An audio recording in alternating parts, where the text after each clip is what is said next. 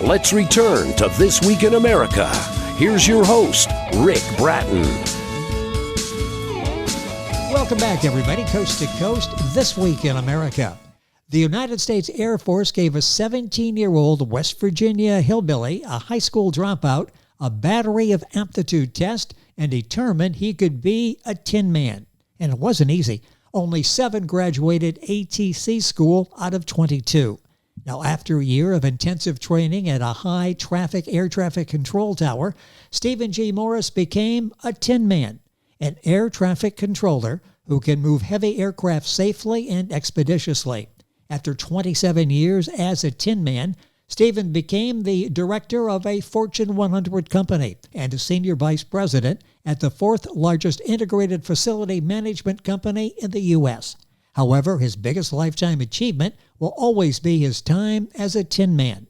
When he retired from the U.S. Air Force in 1984, he took over a former FAA control tower on Cape Cod. That was one of the hundreds of facilities the FAA PATCO union walked out of and were fired by President Reagan. Tall Tales from the Tower is his story, a peek into the control towers, radar air traffic facilities at airports around the world, with true stories of recovering lost aircraft, emergencies, safely landing 17 fighters in severe thunderstorms, and air traffic control in a war zone. We welcome back to This Week in America, Stephen G. Morris, author of Tall Tales from the Tower, The Real Hillbilly Elegy. Stephen, a pleasure having you back with us. More great stories. Thank you for joining us again. Well, thank you for having me, Rick. It's great being back with you. I always enjoy our conversations. I do as well. And when I found out you were coming back and we're going to tell some more stories, you're going to tell more stories. I'm going to listen to those stories during the conversation today. The book is the Tall Tales from the Tower, book available wherever books are sold. Stephen's website is stephengmorris.net. We'll give you all that information as we go through. Let's go back some of the experiences that you went through that you write about in the book. Let's go back to Lockbourne Air Force Base, 1961 through 65. I think was the time you spent there, and several really close calls, really tense situations there. Yes, sir, absolutely. Lockbourne was a major SAC base back in the 60s, and I was fortunate to be stationed there out of tech school because it was a very, very busy facility, both the tower and the radar. So I got there and got my facility rating after a year of intensive training in the tower. And then they sent me out to the radar unit where I got facility rated out there also. But here's a few incidents that happened while I was at Lockbourne.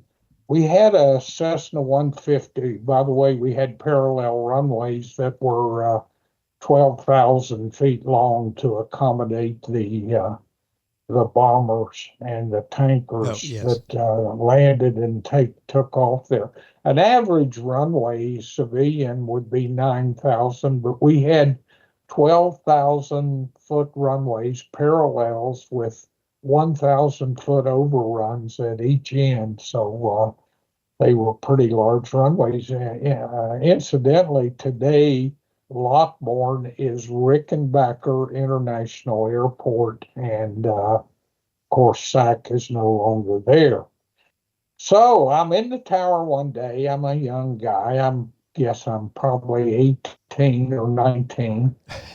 And a Cessna 150 landed on 23 right, turned off at midfield, and the local controller sent him over to me. I was working ground control. And I told the C-150, Cessna 150 to hold short of the parallel taxiway. I had a KC-97, which was a big 4-engine prop aircraft that was in full run-up on the other side of the parallel taxiway. So I told him to hold short of the parallel until I could get a hold of the KC-97 and have him throttle back on the on the engine. So he just kept taxiing, and I kept saying, "Hold your position, hold your position." Well, he taxied right across the parallel taxiway. When he got in back of that KC-97, who was running up all four engines full throttle, it lifted him up. Wow. And he was airborne upside down from the prop wash, and he landed upside down in front of the control tower. Wow. Fortunately, he wasn't injured, and I got to give it to the crash crew. They were able to release him from his seatbelt without him falling on his head in the aircraft. Anyway, of course, the tape recorders are a controller's best friend, and there was me screaming at him to hold his position. And I think he lost his visual flight rules pilot license he was a low power VFR pilot. Yes. I think he lost his license for a year. So that was one incident. I had another incident where I was working local control, and from time to time, we would have SAC exercises where they would launch 40 aircraft from Lockbourne. And so they would launch in cells of 4. So we would have 10 cells of 4 aircraft, and they would do it at around midnight to 2 in the morning. So I had a cell, number 4 guy in a cell of 4, was ready for departure, and I cleared him for takeoff, changed him to departure frequency. And so he started takeoff roll. Now it's dark out. I got the runway lights on, of course, and the taxiway lights, but it's dark out, and he starts takeoff roll, and he gets to 4,000 or 5,000 feet down the runway and says, "Tower, I got an overheat light on number 6 engine." By the way, B-47s had 6 engines. It was the forerunner of the B-52. And it was, of course, these guys are going out on an exercise. They're fully loaded with JP4 fuel. So he aborted his takeoff, and he turned off at the end of the runway. And he asked me if he could taxi back up on 23 right because he wanted to try to get off within 10 minutes of his scheduled departure time. So I approved it and told him turn right on 23 right, taxi northeast until the end, and then hold short of 23 left, advise when ready for departure. So he did. And he gets up there and he says, "I'm ready to go, Tower." So I changed him over again to departure, cleared him for takeoff. And he was probably 3,000 feet down the runway when a call came in on the commercial telephone, of all things. And I picked it up because it was hanging right by my position. I picked it up, and I'm watching him on takeoff roll, and he said, the person on the other end said, "Tower, that B-47 on takeoff roll has his drag chute deployed." Well, drag chutes are used to slow the aircraft when he lands, and he probably wasn't going to fly with his Wow. drag chute Yes, out. I could. Yeah. So I started, I swiped all the frequencies down, the departure override, local, emergency. I had all the frequencies on, and I kept telling him, by the way, a controller cannot tell a pilot to abort. That's his decision. But I was telling him, your drag chute's deployed, your drag chute's deployed, your drag chute's deployed.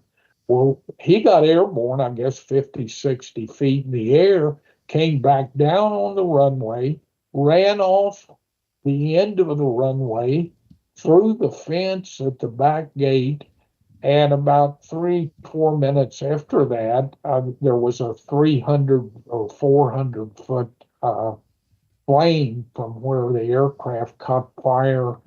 And the crew included the pilot, co-pilot, and a ECM operator, electronic countermeasures guy, and they all three got out, and not a scratch, but the aircraft was burned to the ground. So about a week later, I saw a captain with command pilot wings working in the mailroom, and I thought, that's weird. A captain was working in the mailroom. In the mailroom. I assume that was one of the crew members that was on board. So anyway, that was one. And here is one that I'll always remember.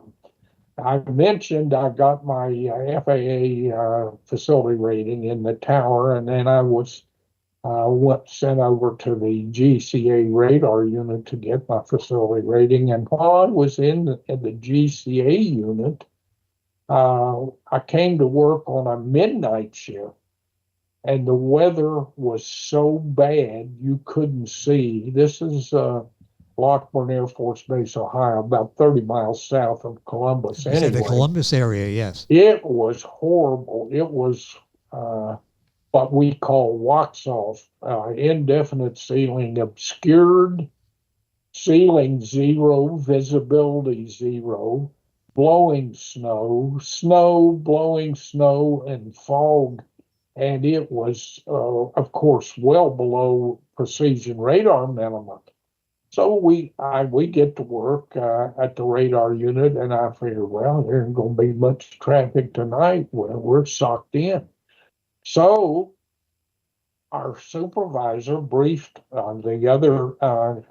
other compatriot controller and I, and told us, hey, guys, we got 13 B-47s coming back. They don't have enough fuel to get to their alternate airport, so they're going to be landing here at Lockburn in the soup. And I'm thinking, wow. And so he said to me, Steve, I'm 19 years old, okay? So he said, but I've been rated about 3 months in the radar unit. He said, I want you to take precision radar, and the other controller, he says, you work arrival and I'll coordinate with approach control. So I'm thinking, wow, I've got to talk 13 B-47s down in horrible weather. And so I sat down at the position and double-checked the radar alignment, making sure touchdown was right where it's supposed to be, making sure the azimuth cursor was aligned perfectly with the runway.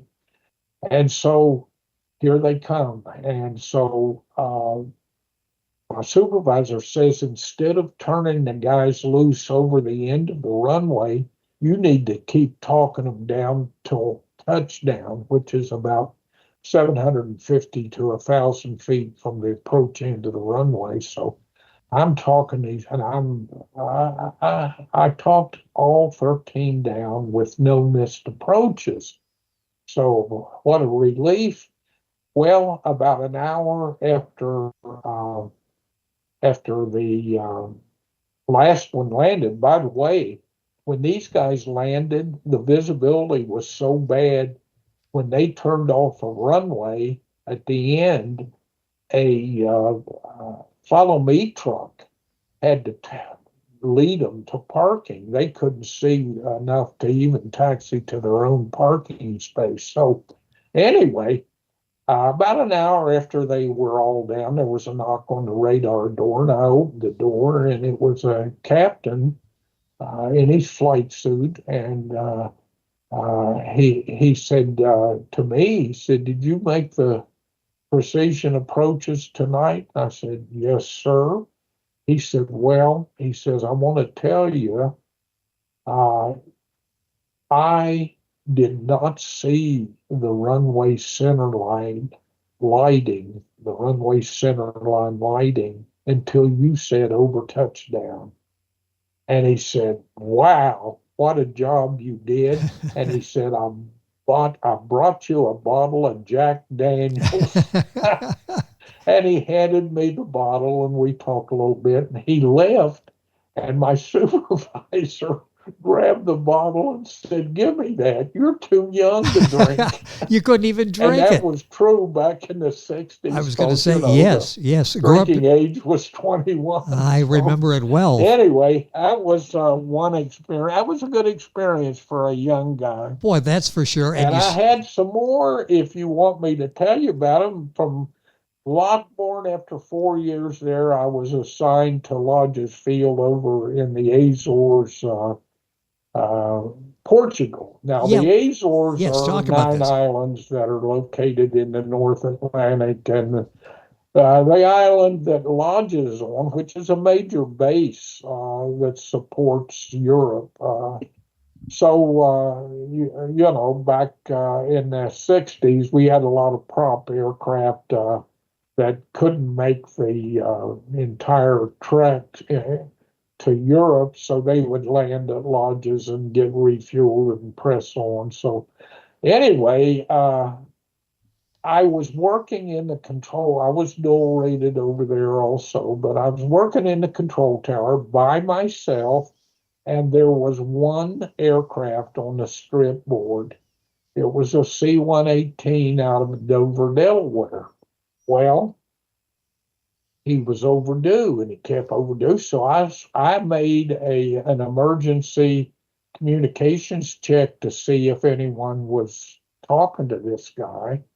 Talked to Santa Maria Oceanic Center, and I talked to the RAPCON down below the tower, and nobody was talking to him. And now he's about an hour and a half overdue. So I said, did you work this guy? Santa Maria says, no, we didn't work him. And so I'm wondering what happened to the guy. So all at once, in a very, very weak voice on emergency VHF frequency 121.5, I hear this very weak, Lodges Homer, Lodges Homer, this is Air Force, whatever, call sign, requesting emergency direction finding. So I got contact with him, and I fired up what was called a URD-2, which is a VHF direction finding. You peer down in a little hood, and you're able to, when he keys his mic, it picks that up, and you can give him a course to where we were. So I asked him what code he was squawking on his transponder, and he told me, and I passed that on to the RAPCON. And I told him, I said, hey, you guys need to get the radar out to about 200 miles, the secondary radar, and he's squawking whatever the code was. And they said, okay, we got it out to 200, and we'll be looking for him. So anyway, I kept giving him DF courses. I'd ask him to transmit. He'd transmit 5 seconds. I'd pick up a heading, and he was bearing. I told the approach where he was bearing at just about north of us, and so I kept giving him. And he told me, he says, we're emergency fuel, and we thought we were over Graciosa radio beacon, but we weren't. And he says, so anyway, he was a little bit concerned. Anyway, I approach control called me up, and after I gave him about 45 minutes of DF steers, approach control called me up and says, hey, we got him 190 miles north. I said, great.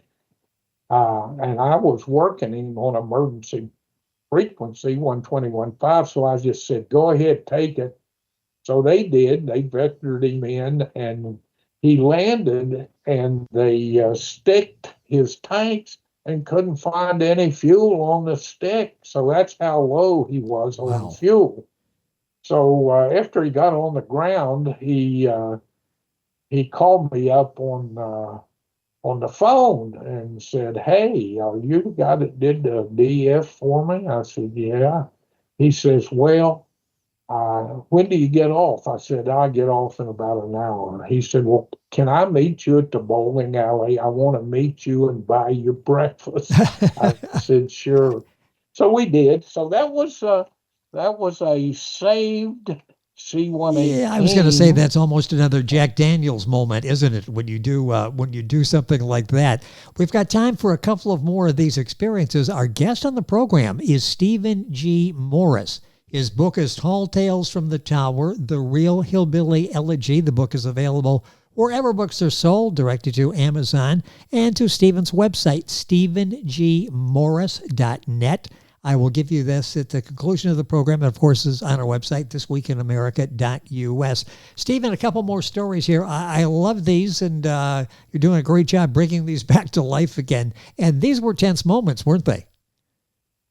Yeah. Well, they're stories that I can remember. There were a lot of course, if you're in air traffic 27 years, you're going to get a lot of different experiences. But these are the ones that sort of stand out, And I have a few here from Southeast Asia during the Vietnam War that I'd like to tell you about. Yes, go ahead, please. Yeah, I was in 1972 to 1973, I was stationed at Tak Lee Air Base in Thailand. And there were five large Air Force bases in Thailand at the time supporting the war in Vietnam. And I had, during what they call linebacker 2, which I'll tell you about in a minute, I had three F-111s. And F-111's a very interesting aircraft. We had a wing of F-111s there from Nellis Air Force Base in Nevada. But anyway, they were there the whole year, and they flew in support of the war. Well, I had three coming back from North Vietnam, Route Pac 6, and they all were emergencies, and they were in pretty close proximity.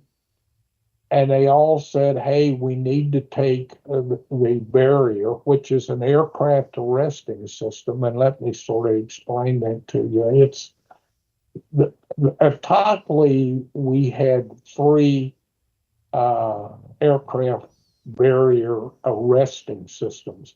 These are cables on hard donuts that are strung across the runway.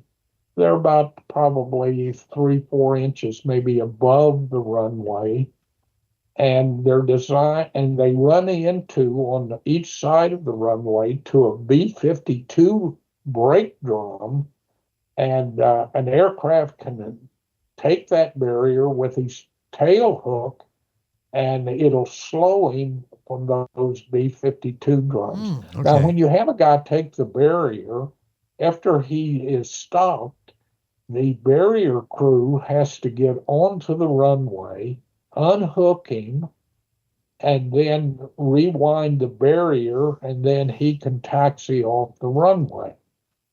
So I had three F-111s, and all of them had to take the barrier, all three emergencies. I can't remember what it was, probably complete hydraulic failure or something. So I had the first one, I had him take the approach end barrier. The second one, I had him overfly the approach end F-111 that was hung in the barrier to approach in and take the midfield barrier, and then the third one had to overfly both the F-111s hung in the barriers and take the departure in barrier. So that got my heart beating a little bit, you know. Wow, yes. So anyway, yeah, it worked out great, and they were on the ground and safe and no problem. Now I want to tell you about linebacker two. I don't know if you remember it, but it happened in December of 1972. I came up in the control tower cab one night in December. In fact, it was December the 17th of 1972. And the supervisor of flying, a F-111 pilot up there, said, I am ecstatic. I said, what's going on? He said, well, President Nixon just authorized the military to do whatever they needed to do to get our POWs released from North Vietnam. Yes. And so he said military planners are going to design the effort, the bombing effort, to make sure Hanoi squeals and gives us back our POWs. Well, that was the only time during the Vietnam War that military planners got to select targets, military targets, without any interference from Washington. So it was 11 days. It started on December the 18th and it ended on December 29th when the North Vietnamese were saying, hey, we want to talk. We're back in Paris. Please stop this bombing, because at the end of that 11 days, from the 5 bases in Thailand plus the Navy on the aircraft carriers, there was no targets left of any military significance. Okay. Their communications, their the bridges, the warehouses, the Ho Chi Minh Trail was damaged considerably. There was just nothing. All the radar, all of the SAM missile sites were taken out. It was total. A Boy Scout troop could have walked into North Vietnam with no problem. I mean, it was what's called a bombing. And of course, you need to understand that Hanoi at the time was the most highly defended city in the history of the world. None in World War II or Korea were any more defended than Hanoi. I mean, they had AAA up the gazoo. They had SAM missiles. Plus, they had MiG 17s and MiG 21s. And all of the MiG bases were taken out too, by the way. And all the MiG aircraft were taken out. So that was called linebacker two. They signed the peace agreement, Kissinger's peace agreement, peace with honor, so-called. Anyway, they signed that on the 27th of January of 1973, and our POWs were released in February and March of 73, and that included, of course, John McCain. So that was linebacker two, and actually the war ended, except 2 years later, after Watergate, there was a Democrat Congress, and of course, the North Vietnamese made a thrust into South Vietnam and then held their position and waited. And when those B-52s out of Anderson Air Force Base in Guam didn't roll out of the hangars, they just kept pushing on until they captured Saigon in April 30, 1975. Yes. So anyway, and the Democrat Congress would not authorize any money for air support. So that and of course, President Ford, he was in a weak position right after Watergate, so he couldn't get it turned, even though we had promised South Vietnam that if they ever attacked them, we would provide air support. But anyway, that's a little bit of the history. That is a good history lesson. That it brings it back. That dark time in U.S. history. We've got time for one more. Is there another one from Thailand that you can think of? Okay, I'm going to give you one more. Here we go. I had a C-130 pilot out of CCK, Taiwan, that I met at the NCO club. And we got to talking, and he found out I was a controller. And of course, he was TDY at Tok Lee, and he said, "Hey, why don't you ride over to Vietnam with us?" I said, "Are you kidding? I can't go to Vietnam. I'd be AWOL." He said, "Oh, come on. You can ride the jump seat in between the pilot and the co-pilot. You're this close. What are you going to tell the grandkids when they ask you, what did you do?" You're going to say, "Oh, I was in a nice air-conditioned tower in Thailand." Anyway, so I said, "Okay." He said, "When do you get off work?" I said, "I get off work at 7 o'clock tomorrow morning." He said, "That's perfect. Meet the aircraft and the crew at 8 o'clock, and we'll head over to Vietnam."